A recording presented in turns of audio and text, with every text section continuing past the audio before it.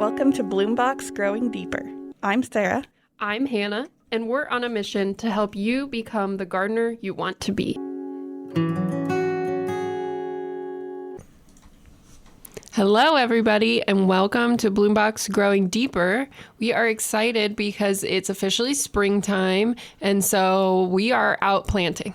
We're doing all the things, and it is right around Arbor Day now, so we are here to talk about trees. And actually, a fun one because we're Bloombox, so it's trees and bees, because we like to make things rhyme.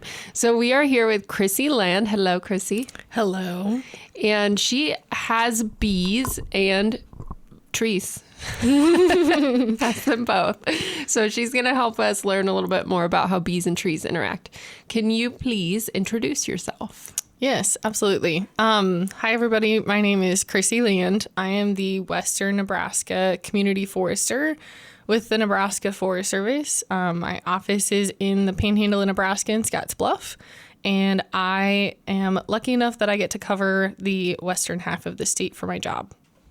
That's a big half to cover. Yeah, pretty much Highway 183 West is kind of the dividing line, but it's all good. I enjoy to travel. There's a lot of really fun people that live in Nebraska. So professionally, we know that you know trees, but personally, you know bees. You keep bees, and you love plants. Absolutely. So we thought this is perfect because one of the tough things to talk about is, so we've got our great perennial and grass gardens all set up for our pollinators, but we're still missing a piece, and that is woody plants are so important to creating a full habitat. Absolutely. So do you want to tell us a little bit? I know you've told me some stories about like observing your honeybees and the trees that they visit in your yard. Do you want to tell us a little bit about like just where you've seen them go? Yeah, it's kind of an interesting thing. You would think that the bees would not be very active early in the year. A lot of people don't realize that the bees are in somewhat of a hibernation mode over the winter months.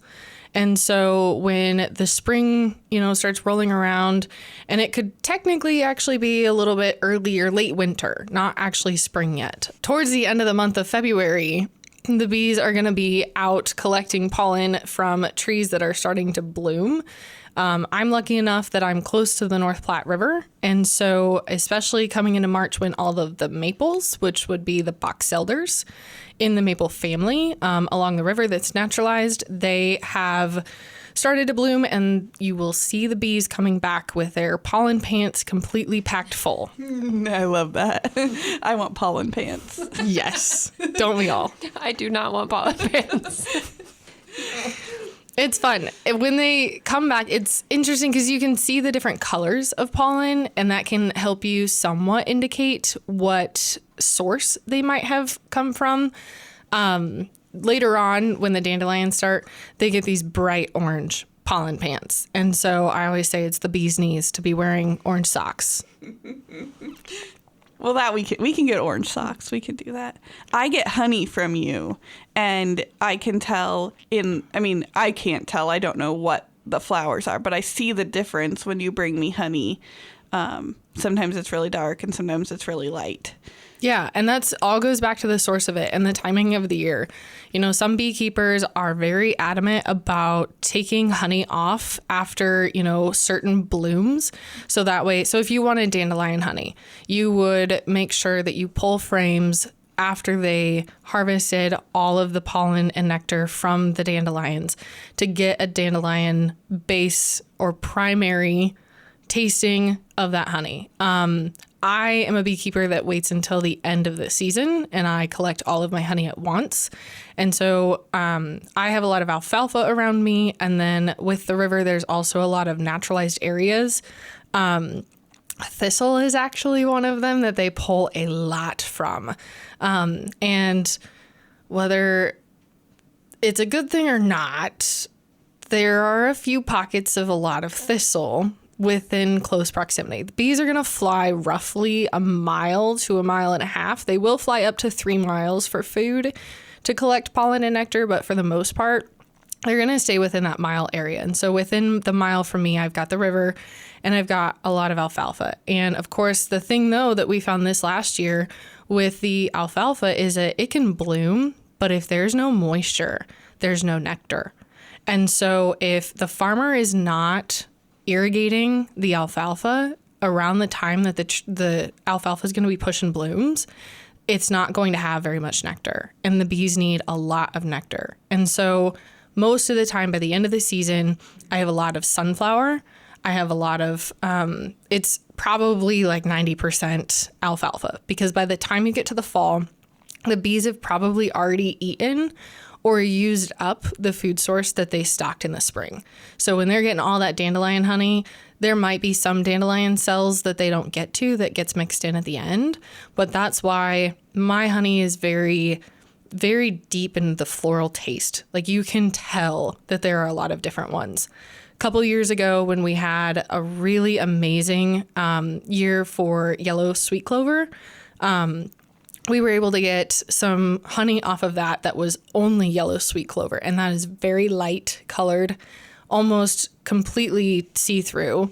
And it is very, very sweet. When you put that next to the alfalfa honey, it is amazing, the difference between the two of them. The sweet clover is kind of like a sharp sweet at the beginning, and the alfalfa honey is like a smooth sweet. So you kind of become this honey connoisseur, and knowing what kind of plants they're pulling from. I'm not a honey connoisseur. I can't tell, like, I can't taste it and tell you the difference. But whenever I get a new jar from you, I know that I always, like, have to stick my finger in it, even if it's maybe going to go in food later.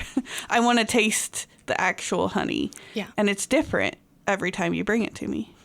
I just sold some to a friend. It was her first time. She didn't really eat a lot of honey, but she was trying to transition to having tea instead of coffee in the morning and really wanted to have that sweetener, but natural. And she never really liked honey because it was too sweet for her. And that's because she was buying honey from the store, which is cut with a lot of sugar syrup. And so when she got mine, she messaged me like not even a couple days later. And she was like, oh my gosh, this is the best thing ever. Like it's sweet, but it's not too sweet. Mm-hmm. It's just the perfect natural amount. I like putting it when I bake a lot of bread, and I like to put it in, like, even if the recipe doesn't call for it, I'll just put a tablespoon of honey in it. And it doesn't just make the bread sweet. It adds like a depth of flavor. Yes. The depth of flavor is big. A lot of people will actually use honey as a substitute for any sugar. And there's online tables that you can look up to figure out what that is. Okay, I'm going to go back to trees, but first I have to share this trick that you taught me because I think a lot of people might benefit from it. So I get honey from Chrissy in like big jars, like a lot of honey at a time. And sometimes I don't get through it before it crystallizes. And it does that a little faster, I think, than the honey I used to get from the store. But you taught me how to put it in my Instant Pot on the sous vide. Sous vide? Say that for us. On the sous vide setting. Yeah, yep, we're not that fancy. Anyway, on the fancy setting, and cook it for a couple of hours. And once I do that, it never recrystallizes. It can take a really long time. You definitely don't want to overheat your honey more than 110 degrees, because beyond that, you're going to be destroying any of the good microbes and other like beneficial parts to raw honey. And that's the thing. That's the difference, is that you were getting raw honey. And because I harvest late and I have a lot of sunflower, one interesting thing that my mentor taught me was that the sugar crystal of the nectar of sunflower is in such an odd shape that it quickly grabs onto other sugar crystals, and it will cause the honey to crystallize much faster. And so if I get a year that has way more sunflower nectar in it, then you're going to have honey that's going to crystallize a lot faster. But other honey, it doesn't. But you're exactly right. Turn on the Instapot. It's I usually set mine for 8 hours, do a bath water. I always put my honey in glass jars because it's a lot easier to decrystallize. And if you do a partial decrystallization, it's just going to recrystallize very fast because you still have crystals in there. But if you do a full decrystallization, I do 8 hours on 110 degrees and in a water bath and set it on overnight, and it's good for months. Yeah, the problem I have is that my kitchen is a very cold room. And so it crystallized really fast. But once I did that, it never went back. It was so cool. Yes, it's very helpful to do that. Science. We like it. Okay, back to the trees. So you said box elder and maple is something you see them visit a lot. Right. That's about the earliest pollen source. The thing that's really important with honeybees, and you have to keep in mind, everybody always says, save the bees, become a beekeeper. That's not how you're going to save the bees. You're just becoming a farmer. You are having a livestock for a byproduct, just like if you had a milk cow and you were getting milk. I have honeybees and I'm getting honey. And so there are beekeepers and there are bee havers. And so a beekeeper is going to actually look into and learn all of the complexities of keeping honeybees. A bee haver is just going to go get a hive and let them sit there and not do anything with them, which is absolutely not what we want to do. But as far as the trees go, the reason why it's important to be a beekeeper is to understand that early spring, they need way more pollen than they do nectar. They're still collecting water all winter long. They have their honey stored for their food source for the adults. But in the spring is when the queen is going to start laying, and they have to have that pollen to make bee bread to feed the larva. And so in the spring, they're really after a lot of pollen. And so as soon as those trees start blooming, they are out there collecting as much pollen as they possibly can. And box elder, for me, being close to the river, it being so naturalized, the other one is elm. A lot of people don't realize that both maple, it's all maples, and box elder, obviously, we know is in the maple family. And so those are some really critical early season kind of jump starts. Those are the trees that we need to be able to help. And the thing is it's not just the honeybees that are using this. You have to keep in mind that we do have a lot of other native bees that are going to start emerging, and they will be in the mode of, I need to reproduce. And usually, most commonly, their young are all going to be eating pollen of some kind. Yeah, it's a really good point to make that, we talk about saving the bees, and when we talk about that, we're talking about the native bees, the native pollinators. Honeybees they're livestock because we're getting something, and they're not native here. We brought them here so that we could have honey.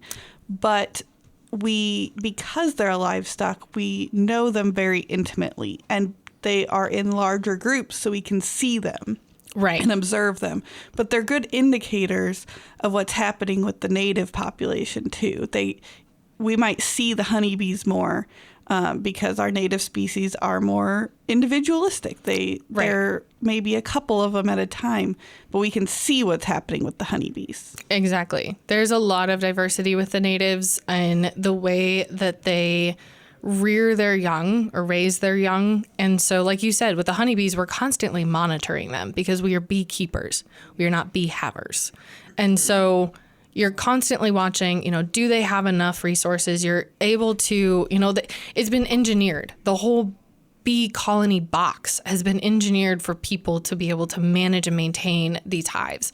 But as an indicator, you're exactly right. In my own personal garden, I always watch. I do put up some bee hotels, and I had learned that it is very poor practice to keep those up for long term. Really, they are only meant for a 1-year use, if not a maximum 2-year use, because one of the biggest issues, or I guess pests that we have, even for our native bees, is mites.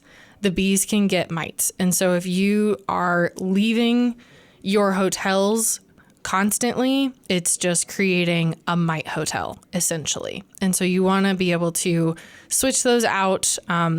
One of the things that I learned that is so fantastic, and I'm starting to do this way more, is stealing all of the sunflower in the fall when it dries out, and then the bees will actually eat out the foam in the middle, and so they will create their own essentially laying tunnels that they want. And so all you have to do is just get a box, hang it up on the fence, and put a bunch of those 6-inch long sections of sunflower of different sizes and shapes.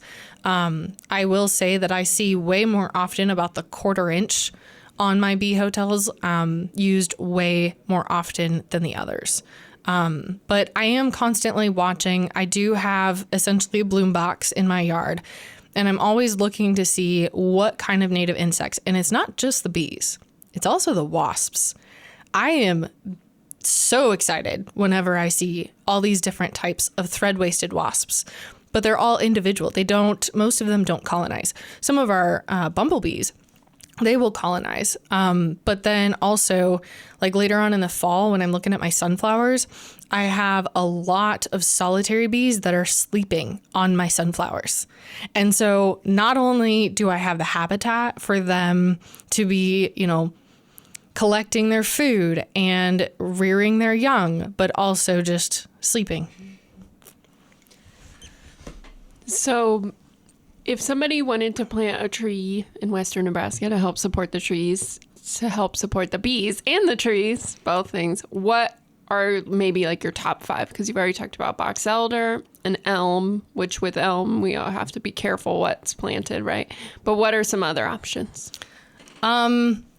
I would definitely say chokecherry is a really great all-around pollinator, pro tree, I guess. Not only is it a host plant for swallowtail butterflies and a few other insects, it's going to provide a lot of food source in the spring when it blooms. And so that's definitely very beneficial. Pretty much anything that flowers. Crab apples, the bees really hit the apple trees hard. And so whether that's regular apple trees or that's actually just crab apples. And then later on in the year, having some late season, the catalpa is another really tough tree for Western Nebraska that blooms, mid-June. And so you're kind of getting these food sources that are happening different times of the year. In Eastern Nebraska, we push a lot of witch hazel because it blooms in February and it blooms, or there's 2 different kinds. That gets confusing. It doesn't bloom both times. There is common witch hazel and vernal witch hazel. One blooms in like February and one blooms in like October. Is that because you talked about just because it blooms doesn't mean it's producing what the bees need at this time? Is that one that you would encourage, or is it just doesn't grow in Western Nebraska? We don't have a lot of witch hazel. I would say an alternate would be currant. If you could put in a lot of currant, that's definitely one. And then cotoneaster is the other one that you could consider. They both provide, I know I have cotoneaster right next to my honeybees, and they go bonkers, which is great because then later on, the chickens get to eat all of the little fruits that come off the cotoneasters. That was a fantastic way to talk about the fact that even if a tree produces something, it's okay. Yes. I get a lot of frustration from people that just want to talk about how messy trees are. And I just want to point out that they're a lot less messy than the McDonald's cup I ran over in the Target parking lot yesterday. So let's forgive the trees for dropping some acorns because it's not littering. It's natural and we can handle it in the garden. But that was a great full circle. You have bees eating in the spring and you have your chickens eating when the fruits fall. And I like that. Yeah.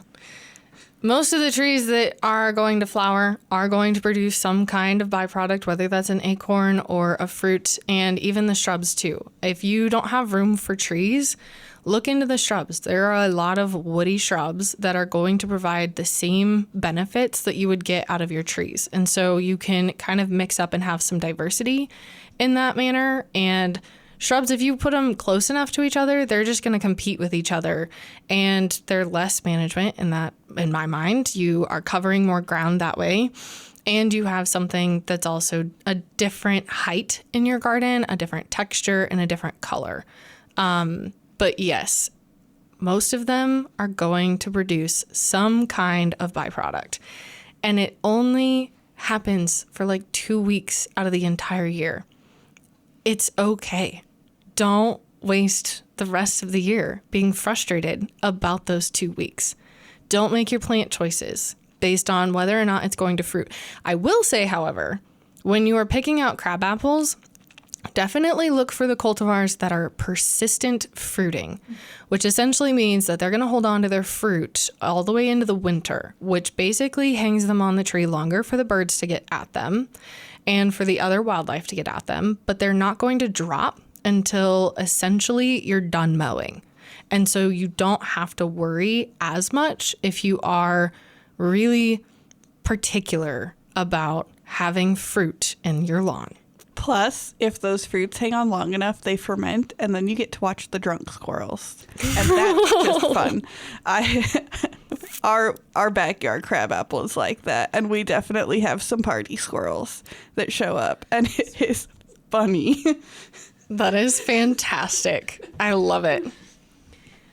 So some woodies that we talk a lot about in eastern Nebraska, and I'm wondering if it's similar in western because I'm just not as familiar, are like service berries are very popular right now. And then, of course, all types of viburnum. And I know that they're really important for birds. Do bees get a lot of benefits from those as well? Absolutely. Service berries, one of them I should have said earlier. That's a huge, again, they are going, basically anything that's going to provide some kind of fruit for the birds, more than likely is going to provide some sort of food source, whether it be nectar or pollen, even the viburnum. Viburnum is really good too.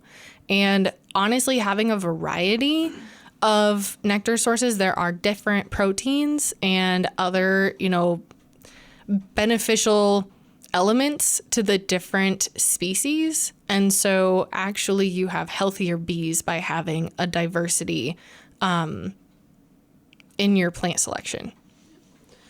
So yeah, I didn't have room for any more big trees around my pollinator garden, so I planted a service berry. So I think it's a good option if you do want to include a woody of some sort, but don't have room for like a large shade tree, or you're worried that then your garden's going to eventually get shaded out at some point.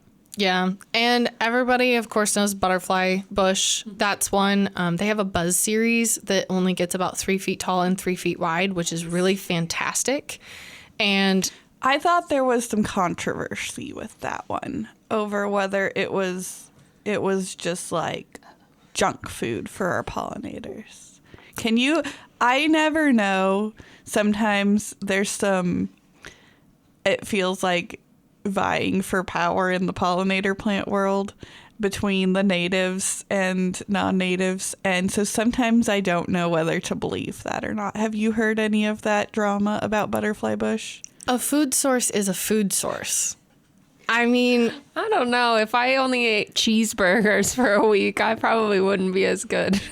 I mean, if you have a garden that is 100% and only that, then yes, we would definitely have some problems. But if we're going down the food strip and we've got cheeseburgers and spaghetti and all these other things to choose from, same thing with the plants. I mean, if you've got, a couple of butterfly bush, you've got catmint, you've got all these other things, and then you add in your trees and your shrubs. You've got a variety of things, and also keeping in mind like the bloom time.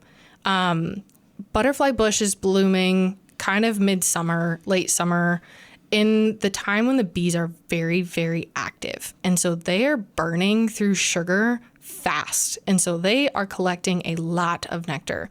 Like I was saying earlier, they collect a lot more pollen in the spring. but they're still collecting. They still have to feed the adult bees, and so they still have to make honey. But then as the season goes on, they're almost collecting equal amounts of pollen and nectar. And then toward the end of the year, when they are getting to a point that they're going to stop raising more bees, then they are going to be focused a lot on nectar, so that way they can stock up the pantry with a lot of honey to make it through the winter. I think that's a really good way to think about it, because I try to encourage people that just because you want to plant pollinator habitat, it doesn't mean you can not have anything that's not perfect in your yard. And it's the same way we talk about humans eating. Just because you want to be a healthy person doesn't mean you can never have anything that doesn't fit that bill. And so we can't always create great urban habitat without turning to some things that aren't necessarily native or aren't necessarily perfect. And I would think that if you're talking about urban habitat, that travel distance becomes really important. That bees need to be capable of moving from one garden to the other. And if butterfly bush gives them that sugar rush that gets them to the next food source, then that seems beneficial to me. Exactly. I would completely agree. When you're talking about urban and the distance between gardens, that is critical. And if you think about how we as humans, we talk about food deserts all the time, where essentially you have so many miles before the nearest grocery store. If the bees have way too far of distance between good grocery stores or good pollinator gardens for them to be able to get those different things, because one bee is only going to be able to carry so much in its bee gut or in its honey gut. They are, sapping up or licking up that nectar, and they're storing it in their gut, and they're packing their pollen pants with pollen, and then they're taking it back and they're unloading everything. I just love all of these words. It's so fun. Okay, I want to shift the conversation a little bit because we've talked about woody plants for pollen and nectar, but woody plants play a huge critical role in habitat from another perspective, and that's larval host and overwintering sites. It doesn't really matter if we can feed our pollinators if they can't reproduce and they can't make it through the winter. And oak tree is a prime example of that. Oaks are wind pollinated. A bee might stop to snack there if they're desperate or if they really need some food. I don't know if they do or not, but we know that oaks don't depend on insects for pollination. But oak trees as a genus support over 4,000 species of insects. And I hope we're going to drop a graphic that shows some of these in the show notes. We have to get a hold of that picture, but I think we have some information from Doug Tallamy. If you want to learn more about oaks and pollinators, that's the person to go to. And you can find all of his books on our bookshop.org link, which is bookshop.org/Nebraska Statewide Arboretum. I think we'll put a link in because he has many books about supporting pollinators and just wildlife in general using trees. Yeah, we couldn't make it through a trees and bees talk without bringing up Doug Tallamy. So if you haven't read his work, you need to look it up, preferably through our bookstore. That can get overlooked a lot because, really, if you just want to do something good for nature, plant an oak. Right. It's an easy thing to do. They support so much. Thinking about the overwintering and how the oaks are playing a role. One, their leaf litter. By leaving the leaves, the oak leaves they don't break down super fast.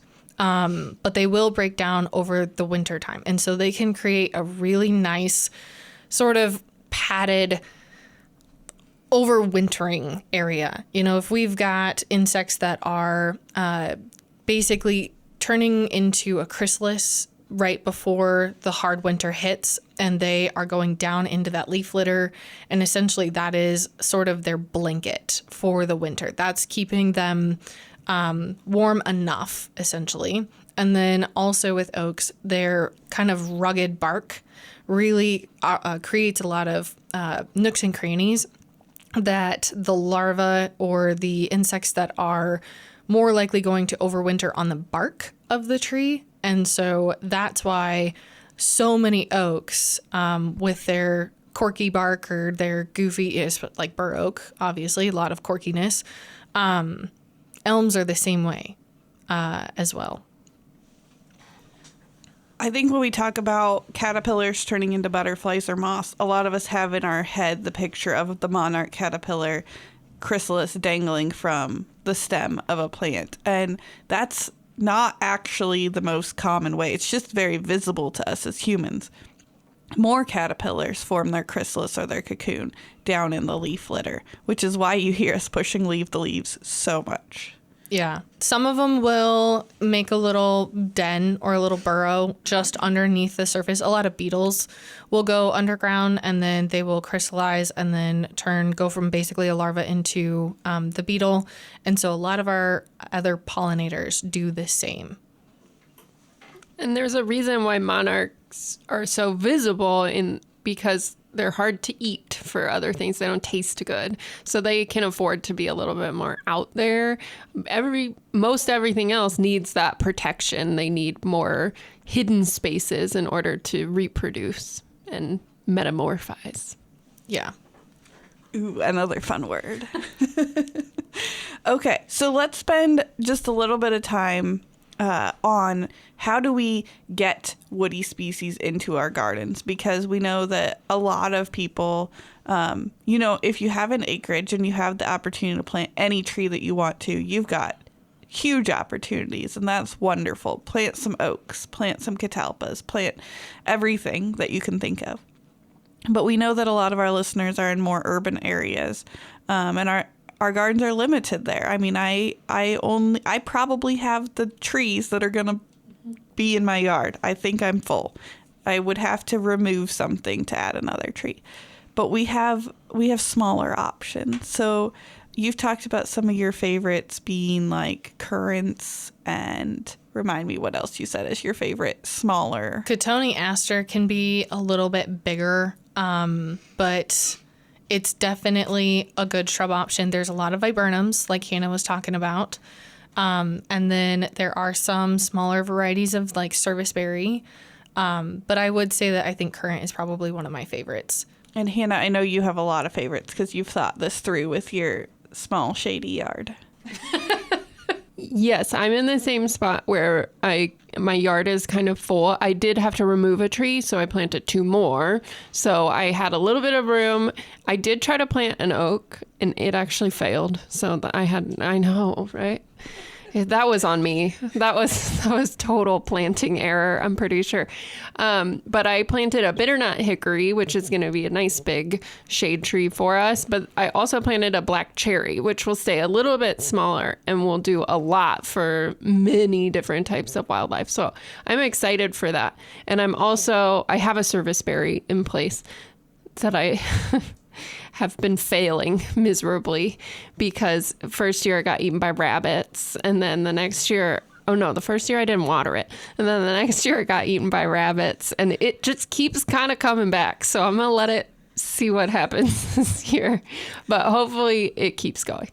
They are tough shrubs. They can handle some pretty harsh treatment and still come back the next year, which is nice because the other thing too, okay, so say you get a serviceberry and it starts to get out of hand and it starts to be too big for the space that you have, just chop it back. Cut it down to like 12 inches and let it grow again each year. I keep hearing this from all kinds of tree people, like, just cut it basically down. And you have much more confidence in the tree than I do. Well, your rabbits already did it for you. So, I mean, this particular one has proven its desire to live.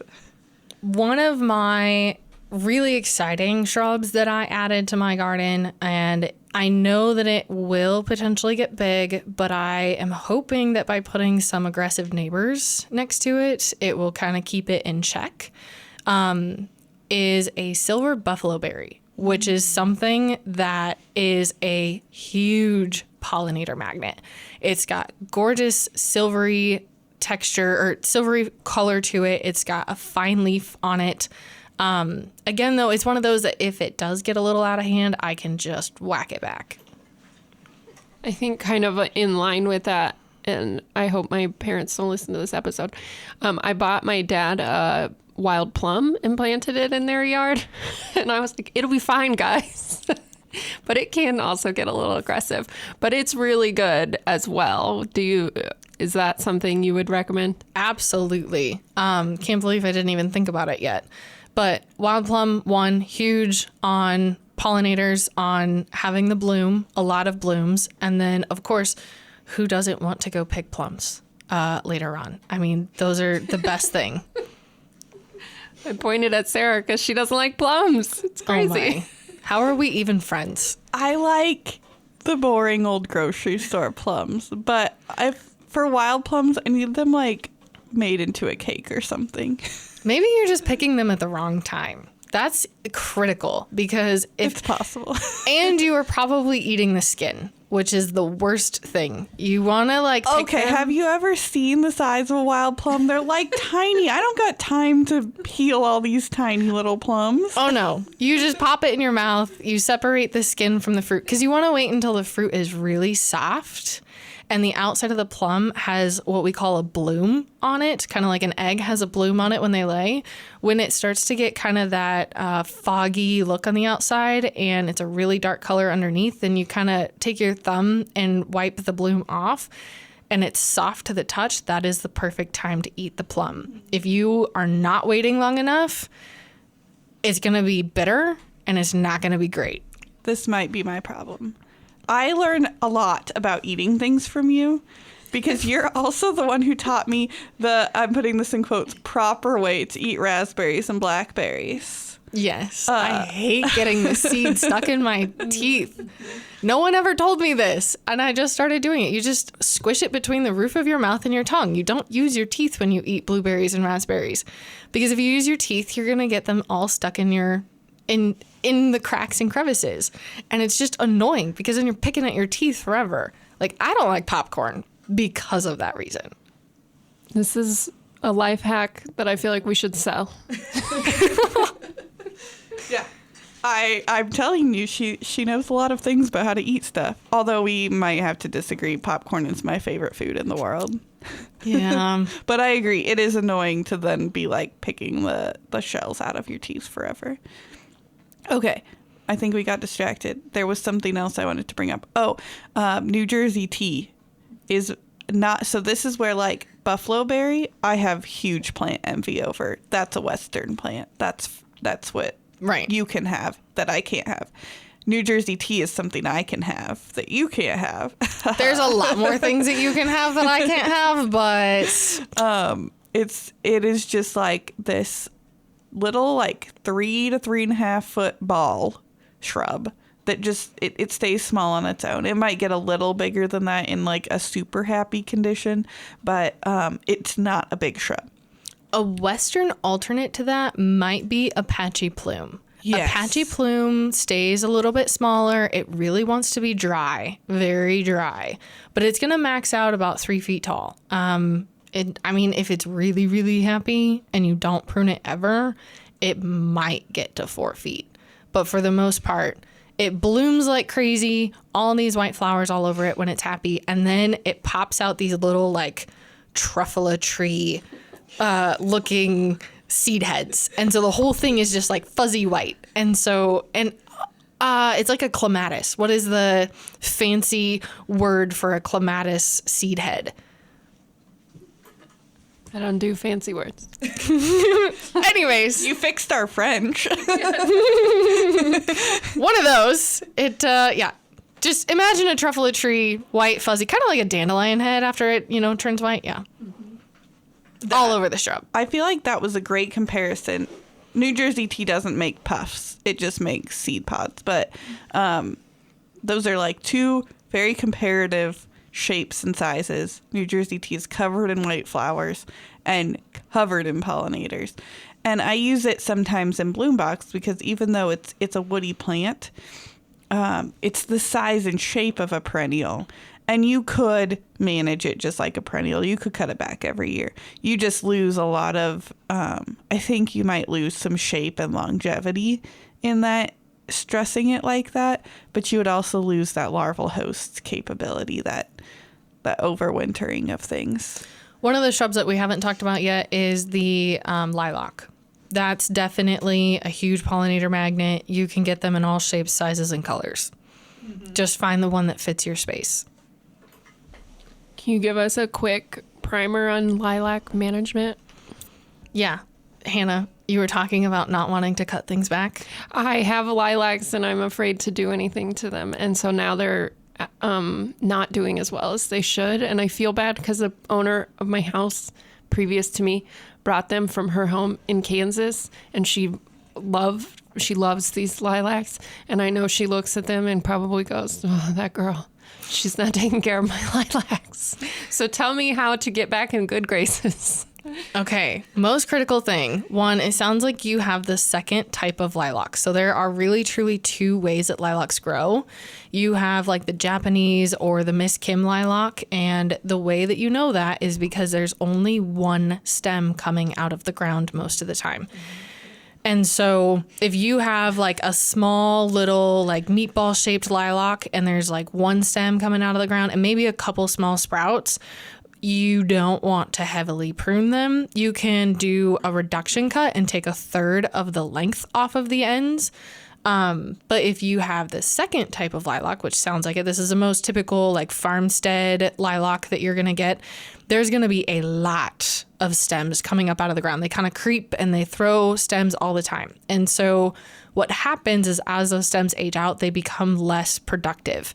And so we use the third rule. If you have a stand that hasn't been touched in like 10 years or maybe even 5, you can go in and take a third of the oldest stems out this year. And then you are going to take a third of the height off of the rest of the stems that you leave. And you're going to do that once every 3 years. And so basically you take a third of the biggest stems out this year, the next third out next year, and then the third out the third year. That's a lot of thirds. Anyways, you want to have young, viable branches coming out. And the more you prune them, and if you do it progressively like that, you're going to get a lot of reactive growth, which is going to be young, and it's going to push some really productive young tissue, essentially. Okay, that was selfish just for me. Thank you. Yeah. When you cut those stems back, like 12, 18 inches, because sometimes even those stems will push from the sides on the latent buds that are just kind of sitting there dormant. But when you take the top of them off, it's going to send that chemical signal to push new growth. Thank you. Also because I want to make lilac syrup because it sounds amazing. Oh my. I love lilac syrup. I haven't had this. It's hook me up. From the flower. I mean, think about how a lilac smells. Yeah. And think about tasting that. Ooh. I don't know. I feel like it's something you either love or don't love. Yeah, it definitely is. I have thought about kind of guerrilla stealing some lilac flowers from campus because there's lilacs everywhere. Right, they have a huge lilac collection. Yeah, but I haven't done that yet. And so I will take care of my lilacs, and then I will make syrup, and I will give it to you. Okay, all right. Oh, number one critical rule about pruning lilacs. Prune right after the bloom. They bloom on last year's wood. And so all of them bloom in the spring. And then right after that bloom is done, that's when you want to prune. Because then over the summer, that plant is growing or developing the blooms for the next spring. So if you if you prune early spring before it blooms, you're cutting the blooms off. You're cutting those flower buds off, essentially. So you want to make sure that as soon as it's done blooming, and you don't want to prune late fall either, because again, you're cutting the flower buds off. So always right after. And that's a general rule of thumb that you can use for most flowering plants, just to know that you're not cutting that flower bud off. And you don't have to look into the science of, does it bloom on first year wood or second year wood or this year or last year? What is it? Just bloom, cut, let it grow. I have one last real quick thing to talk about with shrubs, and then we're going to wrap up for today. But we're usually pretty forgiving of cultivars when we talk about choosing plants. When it comes to woody plants, there's one thing to kind of watch for, and that is like the fruitless cultivars. If it's fruitless, it's useless. Right. It's probably not going to bloom. They selected a male. They tissue cultured it. Essentially, they cut off a cutting and they gave it a new root system. And they said, here you go. We know that this one doesn't provide or produce any fruit, which means it's not going to produce any flowers. Right. That's why we discourage like cottonless cottonwoods. Amen. Cottonless cottonwoods. Oh, gosh. You're going to get me on this really fast. Here's the problem. They selected the cottonless cottonwood for one reason, and that's for its not making cotton. They ignored all the other genetics. And so they have terrible branching structure. They fall apart fast. Those were not the genetics that they were paying attention to when they were selecting cottonless cottonwoods. And so they grow fast, they die young, and they fall apart. They're not worth it. That was harsh. Okay. But I agree. It's just there are times and places, like when we talk about the thornless honey locust, and we talk about what's that Kentucky coffee tree you're always using? Kentucky coffee tree. Yeah. That is a tree that surprisingly blooms a lot. And so you do not want the podless version. Same thing with honey locusts, because if you actually pay attention to them, Kentucky coffee tree, most of the time you miss the bloom because it blooms after the leaves are on, and they're huge racemes. And if you ever stand under a Kentucky coffee tree while it's blooming, it is buzzing like crazy. I had never seen the flowers until you showed me, but they're neat. They're just not what you would see looking at it from 20 feet away. Right. They definitely aren't like a big pop showy color, but they are big. If you catch it just in time, and honestly, I can only catch it because I'm walking under one and it's buzzing. And I'm like, okay, hold on. Where do I need to be looking? Where are they at? What are they on? I need one. And we're not saying there's never a place for those. When we start to talk about like downtowns and parking lots and stuff, we can have a different conversation about those. But if your goal is pollinators and you plant something that doesn't produce fruit, then they messed with the whole reproductive capabilities of that plant, which is what our bees are relying on for food. Absolutely. All right. Well, thank you, Chrissy, for talking to us about bees and trees and many other things. We appreciate it. Are you ready to talk about this time we're going to do tree of the week, trees that are on our minds, because it's around Arbor Day and this is all about trees. So Sarah, would you like to go first? Yes, I can. My tree, I really can't remember if I've done this one before, so I'm sorry. It's going to be sycamore. They're just my favorite tree. Even in the winter, they're just majestic. They're huge, and their peely bark that leaves the white underbark showing is just gorgeous. And then the little balls they make that hang on through the winter, and their gigantic leaves that look like dinosaur footprints. I just love sycamores. I love everything about them, except the fact that they don't fit in my yard. Yeah, sycamores take up a lot of space. What tree is on your mind, Chrissy?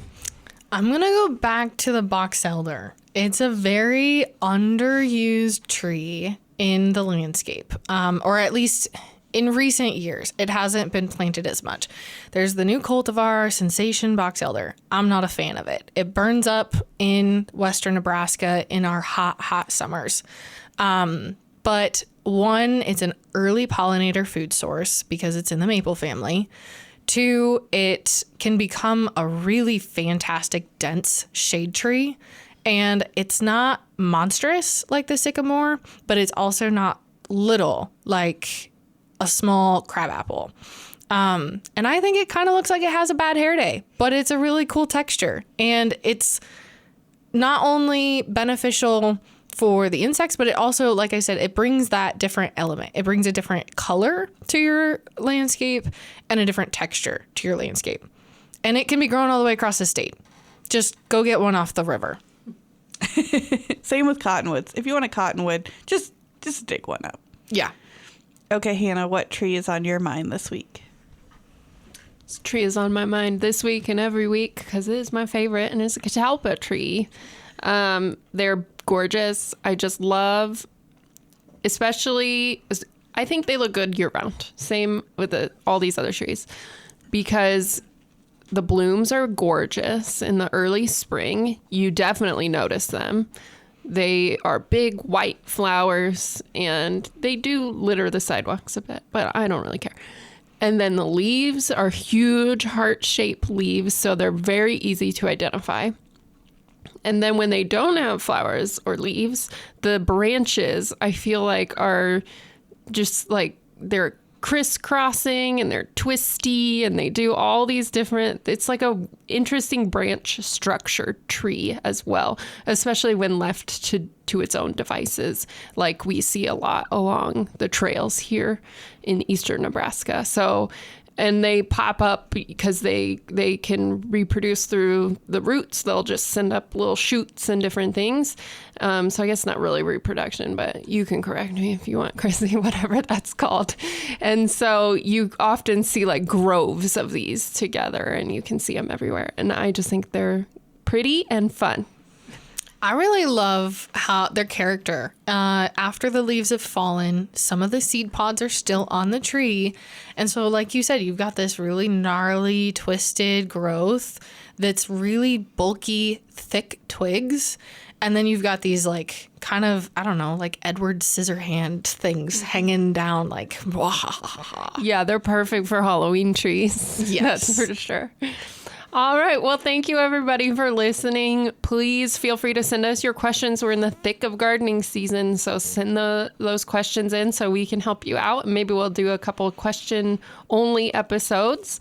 You can do that via our email or through our SpeakPipe link. All of that you can find in the show notes. Don't forget to rate and review us everywhere you're listening. It helps us reach new people, so please do that. And Bloombox and Bloombox Growing Deeper are both programs of the Nebraska Statewide Arboretum.